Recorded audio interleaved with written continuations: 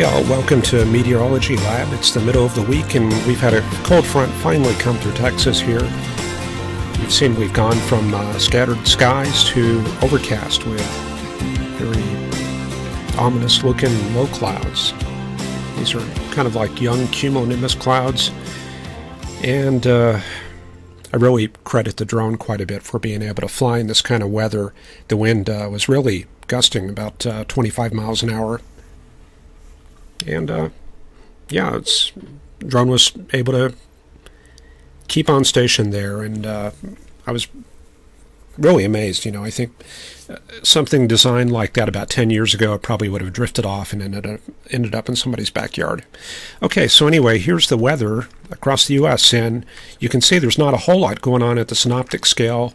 There is, of course, that front. A lot of the action is in the mesoscale. But this front is being driven by this weak 1020 millibar high, kind of connected with some of the specific high pressure.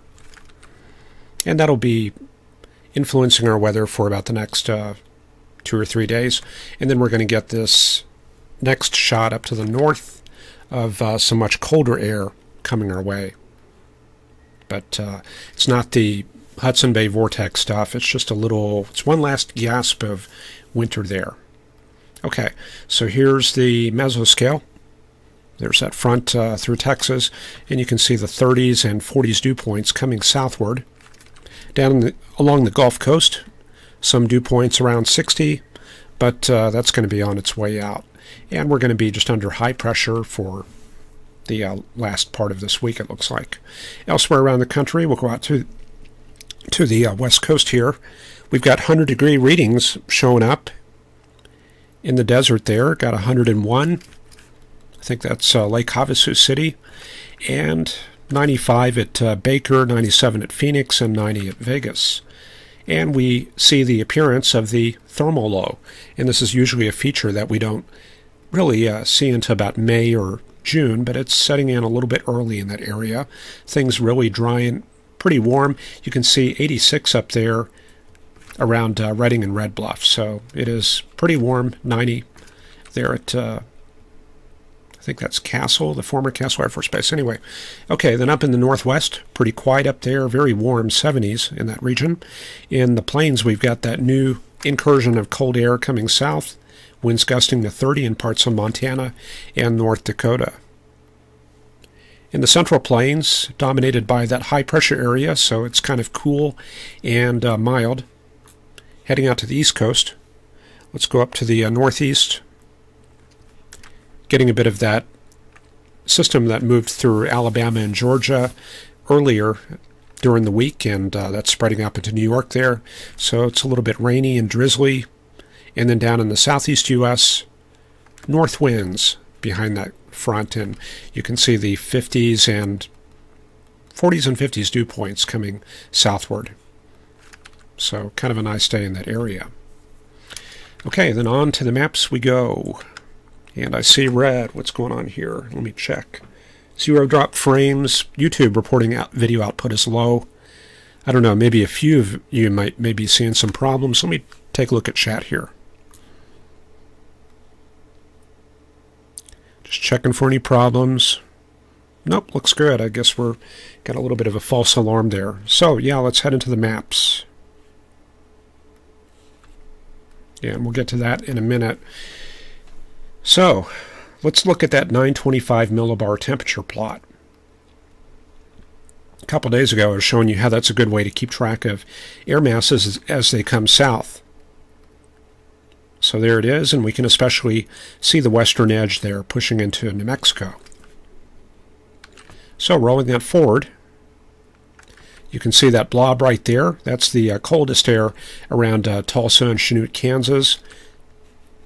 And readings showing about 5 degrees Celsius, about 40 degrees, up at 2,500 feet there. So the rest of that cold air is going to come down, hitting Louisiana, Arkansas, Mississippi there. And then we start seeing a warm-up in Texas tomorrow, about midday. So this is the center of the high pressure right there. You can see the north flow on that side and the south flow starting to pick up along the Rio Grande River. However, up to the north, there's another cold air outbreak coming south. And let's see what happens to that. There it is, heading into the Panhandles, into western Oklahoma, and into Texas. And you can see sustained winds of 40 knots around Altus late Thursday. So once again, a little bit more cold air coming south, but the bulk of it is up in the Great Lakes. So that'll be with us through the first part of the weekend, and here's the high pressure with that right there in Texas on Friday night. And then we're going to see a pattern shift going into next week, and you can see the south flow picking up throughout the entire plains there. And that's going to start scooping up some moisture out of the Gulf, and this air is not particularly dry, so we're going to see that moisture start coming up by probably about Monday, late Sunday into Monday there. All right, the other charts, 500 millibar heights and vorticity. Let me take a look at my monitor and make sure you can see all this. Okay, I'm a little bit off center. Sorry about that. There we go. Okay, that's a little bit better.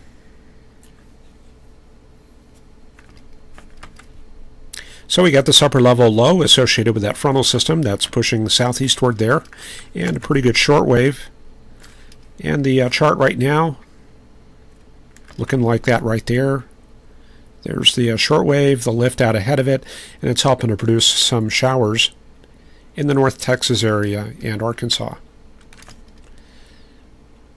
So these systems are going to continue moving southward. Here's the next wave associated with that second outbreak of cold air.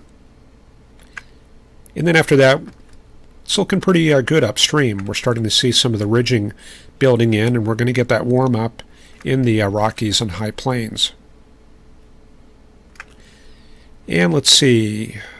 Now the ridge starts moving eastward. We're getting into more of a progressive pattern, and this is the weather map for late Saturday.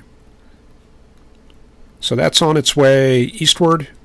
It's going to be kind of a warm weekend on the plains, and then we've got this big upper level low coming inland. And where is the surface system? This is on Saturday night, by the way. Okay, to find the surface system, we take the trough. There it is right there. We take the ridge, which is kind of like that right there. We find the jet. And I'm going by channeling and the tightest packing of the height contours. And what I'm looking for is the inflection point, or about halfway between the ridge and trough, along the jet. So that's going to be in this area here. And from that we have the cold front and the warm front.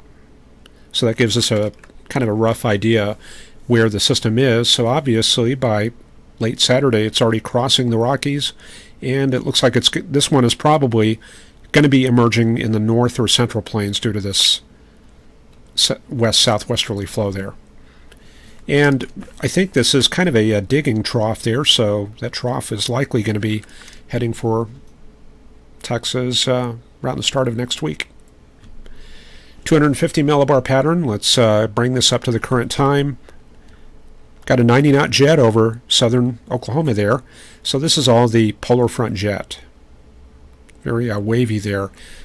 And looks like we've got a little bit of the subtropical jet starting to show up. This is definitely not a polar front jet, because we were talking about how in Arizona it's very warm. Got that thermal trough in California. So you're not going to have a polar front through that area. It's warm. This is all jet stream energy very high up in the troposphere, and that's basically your classic subtropical jet. So that's kind of snaking its way across Baja California to around Monterey and across the Gulf right there, and passing close to Ryan's place there in Florida. Okay, yeah, not a whole lot of instability either. I brought up the mixed layer cape, And let's see, the current chart is about right here. Let me give you the scale. So we got a little bit of light violet across southeast Texas, and that's going to be, I guess, right around here, about 500 to 700 joules per kilogram, which is barely, it's not even in the thunderstorm range there. So the instability is a little bit limited on the plains. All right, let me go ahead and move things along. There's the radar. So not a whole lot going on. A lot of this is just kind of forced convection.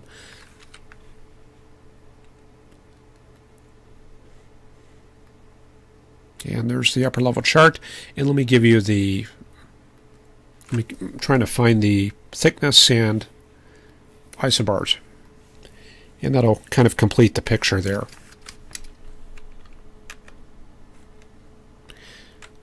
Okay, so yeah, it's a little bit hard to find the fronts, but I can kind of see this vague troughing in this area here. This is high pressure. And I think our surface low is around Arkansas, Mississippi. So that's the front right there. And let's see here. Yeah, the next front up in Canada is showing up very well, and that's very strong. You can see many thickness lines piled up in that area there. So it looks like the Great Lakes probably going to get a little bit more winter here. So let's check out the Great Lakes and see what they're in for. See if I have a sector that goes that far north. I guess we'll use this one here. This covers the part of the Northeast and the Midwest there. So, starting out, north flow, temperatures in the 40s and 50s in that area, and we should start seeing that next front coming southward. Trying to figure out where that kicks in. Yeah, there it is. Showing up for early Friday. So that comes through Chicago just before morning rush hour. And it sweeps southeastward, but the temperatures behind it are not particularly cold, only 40s and 50s. So a lot of modification going on in that air mass. Nighttime lows do look pretty cold, 32 up in Michigan.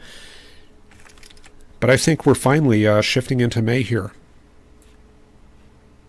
And let's see what we're looking at on the Great Plains. There's that front coming southward, and we were getting some shots along just behind that front. And you can see that the air flowing back in behind that front, mild 50s and 60s. And you can see the flow starting to turn around to the south out in the West Texas area, but not before the next front comes southward. There it is, showing up Thursday around midday. And sweeping southward, and you can see a little bit of downslope flow along the caprock, temperatures coming up to the mid-80s, just east of Lubbock there.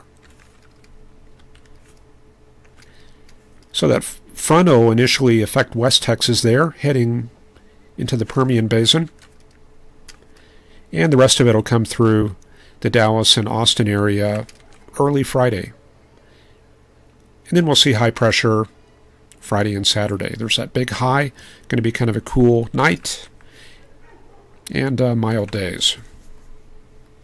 However, we've been talking a lot about this fair weather, high pressure, weak fronts, but there's going to be a big change coming up next week, and let me show that to you after we do the satellite and go through some of the chat. Alright, so there's our water vapor imagery. And let me check in on chat here. Electric Dog is reporting 43 in northeast Illinois. Excuse me, let me move my mic here. Oh yeah, and we do got the studio cam. And that's how we look there.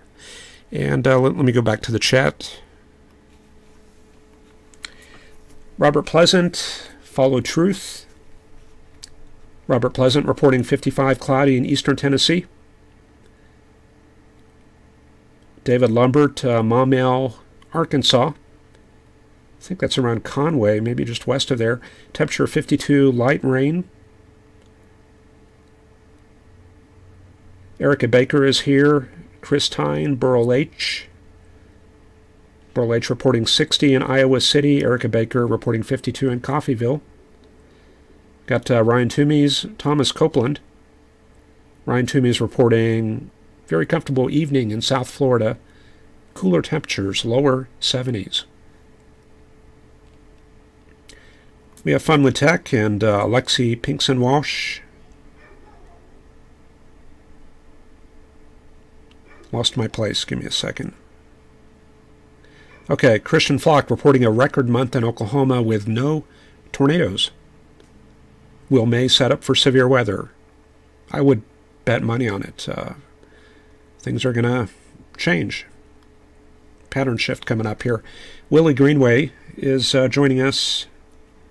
David Holcomb had a severe warned storm with a big meso.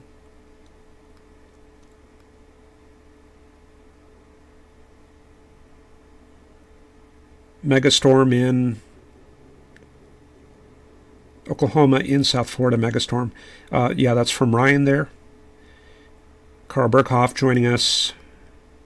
Shirley Keast, 43 in Michigan. Ron Chalfant there in Southern California. Very warm there in California. Carl Berghoff reporting the GFS is looking more favorable for severe weather on Tuesday. Indeed, yeah, I've noticed the same thing there. Chris Tyne saying the weather models show good conditions for storm chases in Germany in the next couple of days. I think the next couple of days. Can I get the storm chasing book autographed from Christian Flock? We can try. You can put a note in the comments, but our fulfillment process is not that reliable. We can get the orders out quickly, but sometimes we don't get to the comments until after it's shipped, so we'll just have to wait and see. And Mike Estwick's spotter recertification in Arvada, Colorado. And Jeff Allen reporting 39 in southeast Wisconsin. Anyway, you've been looking at this water vapor imagery for a while. So what are we seeing here? I think the big thing that stands out for me is this very dry looking area. So what's going on here? This is indicating a lot of radiation in the water vapor channel making it up to the satellite. So that's telling you two things. It's telling you that there's a lot of thermal energy making up to the satellite, and it's not being attenuated by mid and upper level moisture. So you can pretty much bet on that, and that's why I like starting out with these reddish dry areas, because then you can move to this and kind of understand what's going on. So in Missouri, Tennessee, what's happened is we've either got thermal energy coming up towards the satellite and being blocked by this moisture, or it's cold and there's no thermal energy or very little thermal energy making it up to the satellite. And that's true of this area and this area too. Up in Canada, way up here, you can see that whole area up here is kind of whitish. So little thermal energy making it up to the satellite, and the most likely bet up in this area is that it's cold. So there's just it's very feeble energy coming up to the satellite in the water vapor channels. Down south, well, we know it's warm, so this is probably due to water vapor in the mid and upper level troposphere. So it's not exactly cut and dry when you're using this product. You have to kind of use your brain a little bit, but we can see that there is some moisture in Arizona, California, Baja California. We'll try to look at that on the SCU-T imagery and compare that with the same color shading up north. And we'll try to take a look at Oklahoma too. So let's go ahead and do that now. Go to the SKUTs. We'll bring up, let me see if I can get the evening SKUTs.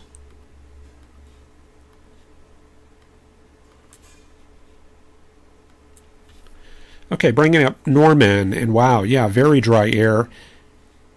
You can see that there is moisture down in the lower levels, but it's not being reflected well by that water vapor imagery because it's sensitive to the upper levels. And yeah, very dry. -70, -80 dew points there. Let me go out west and take a look at the San Diego area. There is moisture in that area, and yeah, dew points running a little bit high in that area. We'll check out Las Vegas. Yep, some moisture, a little bit of cirrus at about 20,000 feet. And let's try comparing that with Hudson Bay, Churchill, Manitoba. Well, there is a little bit of moisture there, but it's cold. So the satellite not getting much energy there. And then I'll try Fort Nelson. Also some moisture, but rather cool column there. Okay, so let's start looking at next week.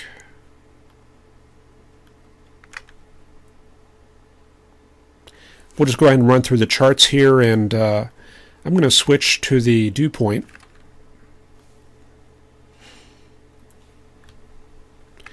Okay, so here's our cold front coming southward, pushing dry air down into Texas. High pressure moves in for Thursday. Moisture return starts setting up, but not before system number 2 comes south. So there it is, sweeping into Texas Friday and Saturday. But we get moisture return already by late Saturday. 60s already coming up into Austin and Houston and San Antonio. So that'll continue coming up overnight. You can see lee side troughing setting up in Colorado. Very good south flow throughout much of the Great Plains on Sunday. And we keep going forward to Monday. This is the picture Monday midday, 60s all the way up to Oklahoma, Wichita, Kansas City, and the dry line is starting to set up in West Texas and western Kansas. And 70s lurking just to the south.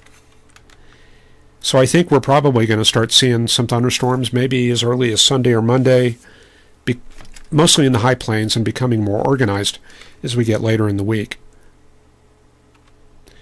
So by Tuesday, midday, dry line along the Caprock, 70s coming up towards Waco and College Station, 60s widespread. And you can see that we're getting a little bit of backing in the low-level flow, so there's probably a little bit of upper-level lift coming. Backing those winds. There goes a little stable wave up the boundary. Dry line is pushed off the Caprock a little bit. Wednesday looks pretty interesting there.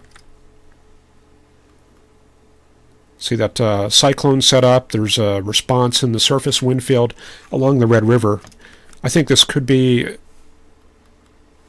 indicate some severe potential around Wichita Falls, Seymour, Vernon, out in that area. And then moving forward overnight, we've got a cold front approaching, but that dry line is still out there. And then I think we have one more day of severe weather for Thursday. Dry line around Interstate 35, maybe some thunderstorms around Dallas, Austin, Waco, and East Texas there. So that cold front comes south, and you can see not as much dry air coming down with that one. Looks like this next surge is a little bit stronger. This is the weekend around the 5th and 6th. So that'll clear us out for a little bit, but that's going to be kind of short-lived, and we can see the moisture already coming up north. It's starting to look a little bit more like May here, so you only have to wait about 5 more days, and things should start getting a little bit interesting. Let's compare that with some of the other models. I'm going to bring up I think I've got the Canadian model in here.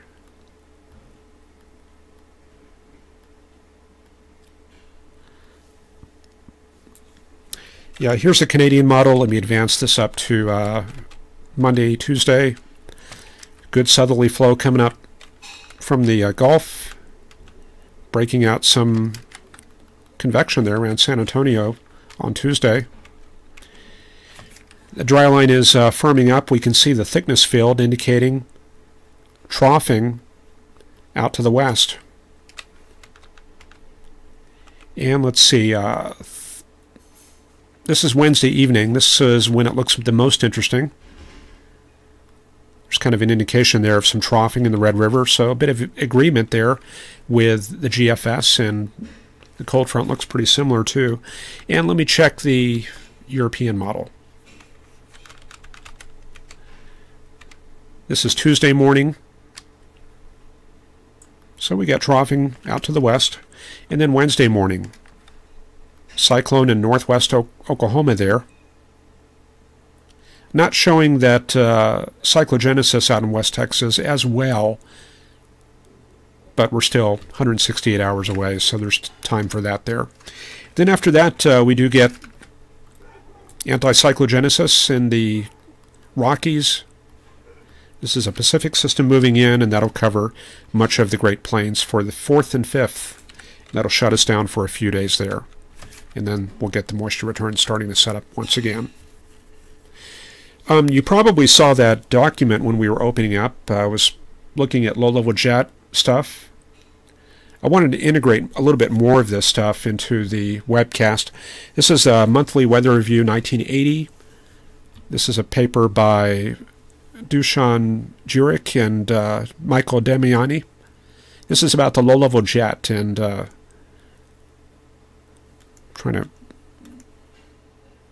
trying to think of a way that you guys can access if you want to read more of it. I guess you can just put that title into the AMS journal search, Formation of the Low-Level Jet over Texas.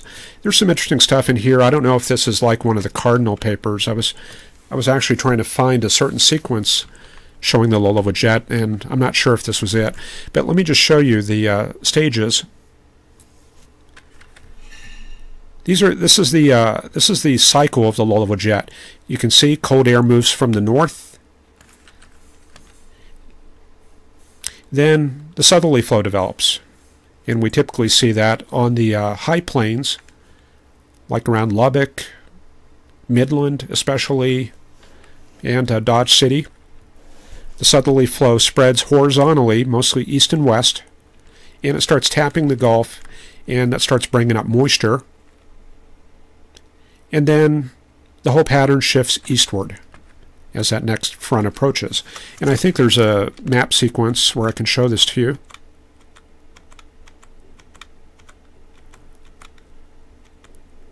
Yeah, this is the one. I think there's a better sequence out there, but I can't remember where I saw it. I think it might have been in one of Mueller's papers. But this shows you the establishment of the low-level jet. You can see on day 1, there it is right there. This is like an 850 millibar chart, and you can see the ridging across the lower plains around Dallas, Texarkana, Fort Smith. This is kind of like an 850 millibar high. It's kind of tied to the low-level high pressure area there. So conditions are kind of mild, dry, and then we start seeing the low-level jet setting up out to the west, and it kind of extends down towards the Rio Grande right there. And then on day 2, it looks like that right there. And we can see that it's deeper and it's got more of a north-south extent. And then the moisture starts coming up on day 3. So you can see that spreading northward. And then we have the approach of a front on day 4, and that tends to shut it down. So this is actually cyclical. We go right back to the first frame, and the typical interval is about 4 to 5 days in the spring. So you'll see this as we go through the maps during the spring months.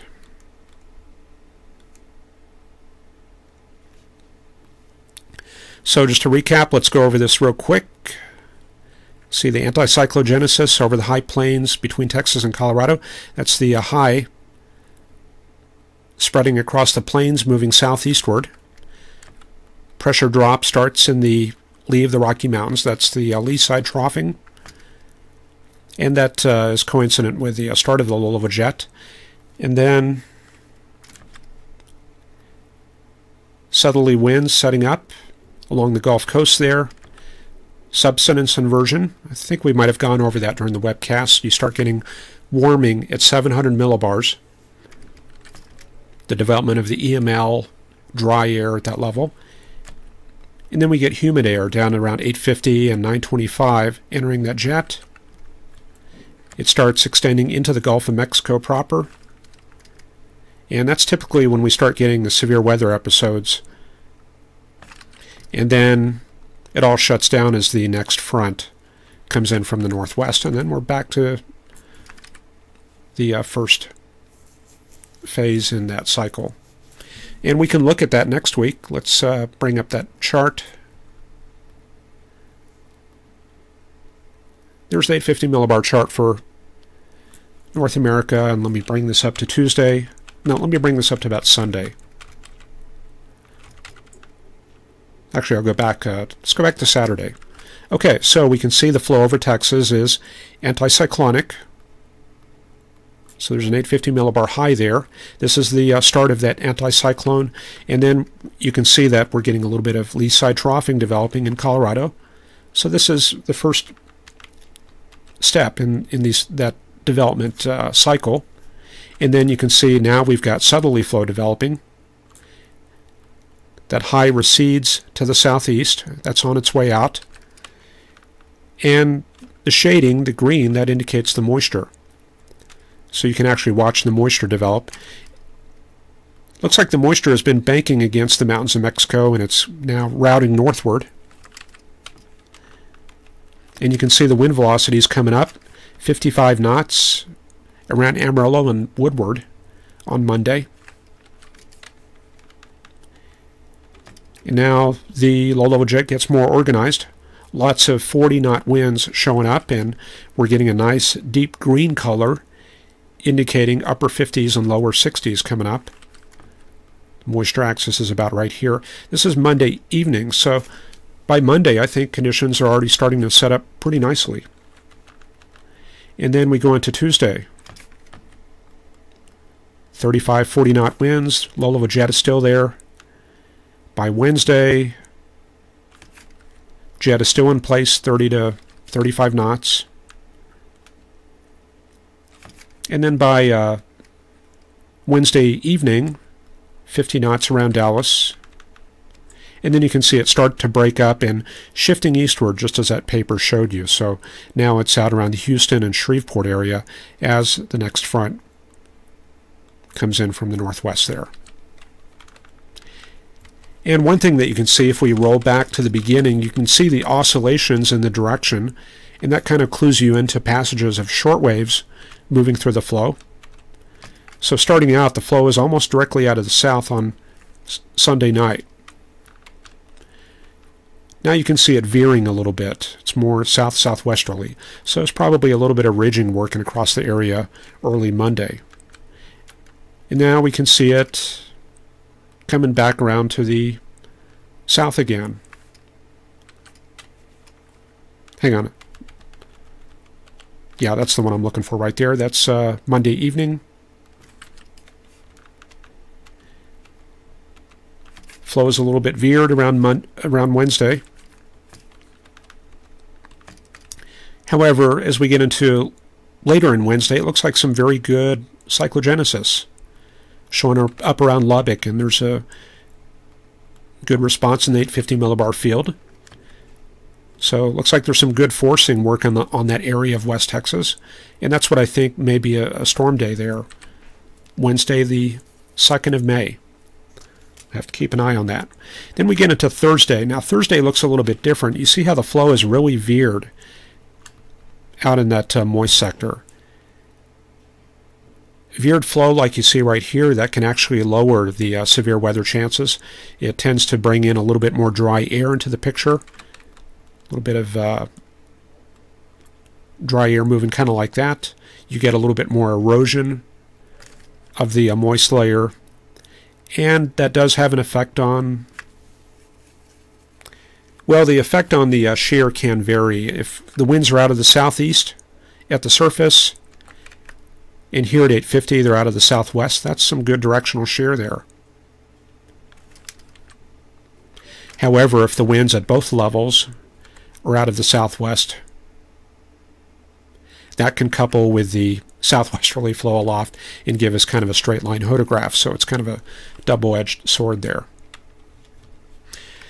Okay, so that's how things look at 850 for next week. And let me check and see if there's anything else that I had. Yeah, the Cape.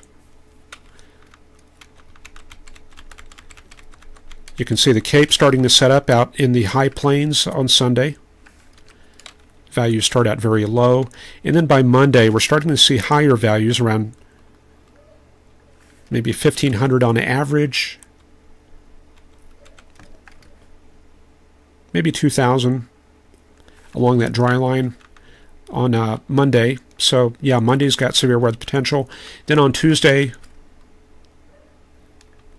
still around 2,000. In fact, let me give you a skew-T for around, maybe around Lawton, Oklahoma. This is on Tuesday. Good lapse rates. See, this is looking a lot different from what we've been seeing over the past couple of days. The photograph also showing that hook shape there, 0 through 1 kilometer shear showing up. So the ingredients are definitely coming together, and the algorithm here going for a PDS tornado analog there.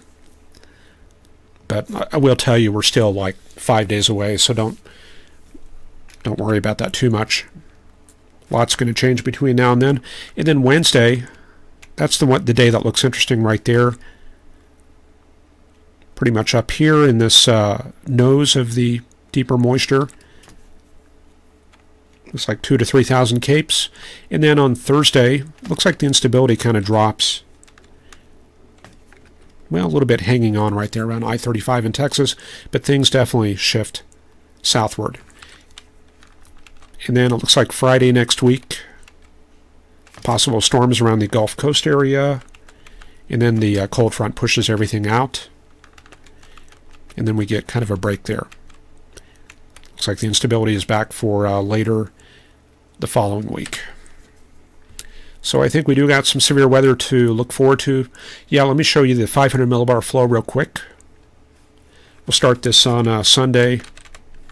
So what I'm kind of doing here is giving you some things to look for as this episode gets closer. So Sunday, we're looking like this. Very broad cyclonic flow in the upper levels here. And you can see the ridging is already starting to push off to the east. So Monday could be a storm day. Cyclonic flow covering West Texas there. You can see the approach of a jet max. That's a jet max coming in for Monday. Looks like by Monday evening it's still out in the Four Corners area. Some strengthening way out to the west. Monday and Tuesday kind of strikes me as like the day before the big dynamics come out into the plains. So Tuesday I would probably be watching that right there. Monday I'm not so sure about. Good fast flow across the southern plains right there on Tuesday. At max heating time, it's going to look like this. There's the polar front jet right there. Looks like a couple of short waves moving through the flow there. And then on Wednesday morning looking like this. Good short wave from Arizona southward. Looks like a ridge here that's probably building. It's probably been building the mid-level inversion. So there's probably some good there's probably a good loaded gun sounding showing up in Texas and Oklahoma on Wednesday morning next week. And then the dynamics come out. 18Z, it's already coming out into West Texas, and then emerging out into the Red River area during the evening. This has got some similarities with the 1979 Wichita Falls event. It has kind of a similar appearance there on the upper and surface charts, so that's the reason I'm kind of interested in it.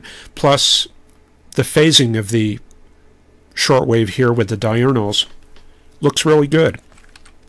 18Z, that shortwave, is, we want it to be right around here if we're looking for severe weather around the cap rock.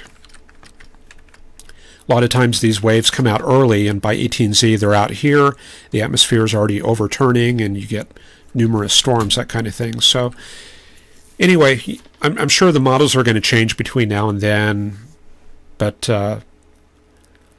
what I'm kind of doing here is making mental notes, and when we look at this tomorrow, we can see what's changed. We have a pretty firm idea of what's going on in mind, and any changes between now and tomorrow should show up pretty well. Let me take one last look at chat, and then we'll let you go here. A lot of chat. I'm probably not going to be able to read all of this, but let's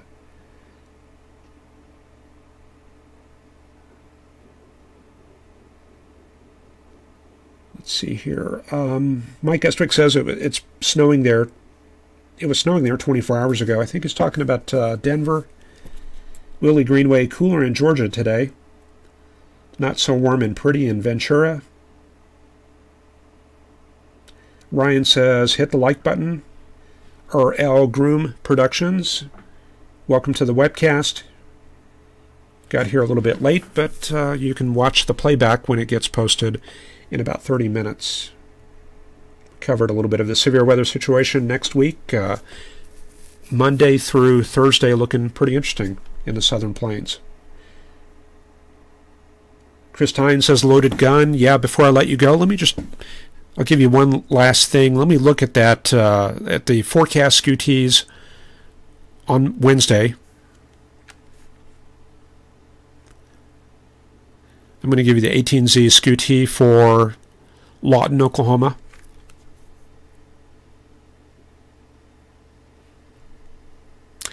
Looks like a little bit of mid-level moisture. I'm not sure if we're cutting into some of the convection there. Let me go back to 12Z.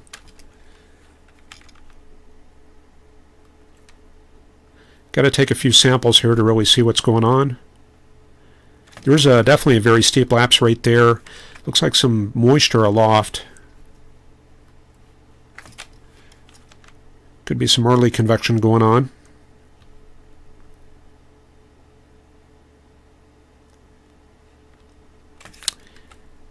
Yeah, that moisture there, let me just look at this real quick, because that's kind of caught my eye. I'm not seeing like a very classic loaded gun. I want to see what's going on here. 700 millibar temperature also looks a little bit cool. Let me show that to you one more time. See, 700 millibar temperature, only 5 Celsius. And all this moisture here. I wonder if the cap is actually a little bit weaker than I expected. Let me go up to 700 millibars.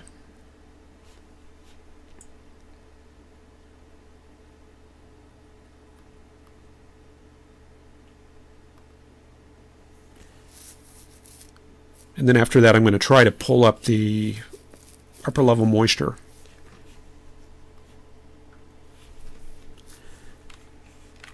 Okay, let me roll this up to Sunday and Monday.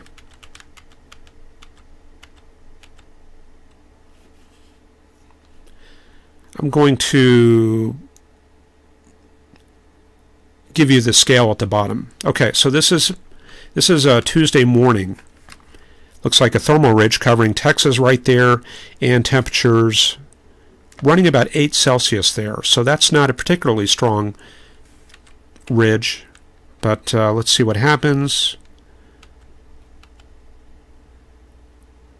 Yeah, this is Wednesday morning. It looks like there is some early convection. See that little feature right there, that's what we were picking up there when I was doing that forecast QT. That looks like a storm or some showers there. So if we want to look at a representative sample of the air mass, maybe I need to click on Abilene. And that looks a little bit more classic right there. You can see the little bit of a loaded gun. A little bit weak there, but let's see what happens going into Wednesday. Yeah, some very good cooling aloft. Okay, so anyway, I kind of get the idea that I'm kind of like, I think I'm probably analyzing this a little bit too closely. I mean, you know, this is 5 days off anyway, so that'll just be another thing that we'll keep an eye on for tomorrow. So we'll go back over this tomorrow, and hopefully y'all learned a little bit. And one last look at chat. All right, very good. All right, good night, everybody. Let me run the music, get us closed out here, and we'll be off. Okay, so yeah, join us tomorrow, and we'll go over the upcoming severe weather event and look at that in more detail. Hope you all have a good evening, and take care, and have a good one. Bye-bye.